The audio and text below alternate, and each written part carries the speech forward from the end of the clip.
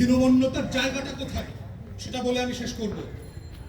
৭১-এ দেখবেন যাকে সামনে রেখে আমাদের এই মুক্তির লড়াই হয়েছিল, শেখ মুজিবুর রহমান, যাকে কেন্দ্র করে স্বাধীনতা তৈরি হয়েছিল, সংগঠিত হয়েছিল, সেই ব্যক্তিটার ইতিহাস যদি দেখেন, আপনারা যদি তাজউদ্দিন আহমেদের ডায়েরি পড়েন, তার মেল লেখা বই পড়েন, এম এ মোহাইমেন আওয়ামী লীগের এমপি ছিল, তার লেখা পড়েন, আপনারা যদি বিবিসি বাংলার সাবেক মহাপরিচালক ছিল, তার লেখা পড়েন, আপনারা দেখবেন পাতায় পাতায় শেখ মুজিবের হীনমন্যতার কথা আসছে ৭১-এর মুক্তিযুদ্ধ নিয়ে।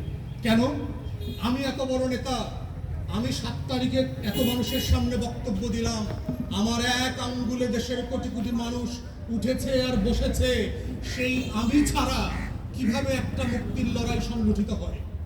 এই হীনমন্যতা শেখ মুজিবকে সবসময় তাড়া করে ফিরেছে। তাজউদ্দিন আহমেদ তাকে বারবার বলেছে, আসেন মুজিব ভাই, আপনাকে আমাদের মুক্তির লড়াইয়ের গল্পটা বলি।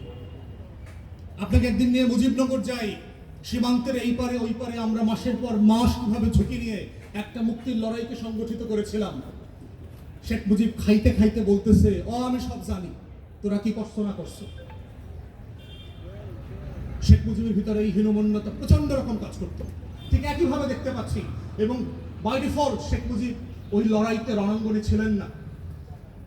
২৫ তারিখ যখন গোলটেবিল বৈঠক ভেস্তে গেল, বিকালে সন্ধ্যায় তাজউদ্দিন আহমেদ বলছে যে আমি একটা রেকর্ডার কাগজ কলম নিয়ে মুজিব ভাইয়ের বাড়িতে গেলাম, যে মুজিব ভাই, খবর পাচ্ছি আজকে সব ক্র্যাকডাউন হবে রাতে, আপনি একটা ঘোষণাপত্র রেকর্ড করে দেন, আপনাকে যদি কোনো কারণে অ্যারেস্ট করে ফেলে, আমরা যেন এইটাকে কেন্দ্র করে সামনে রেখে জনগণকে সংগঠিত করতে পারি।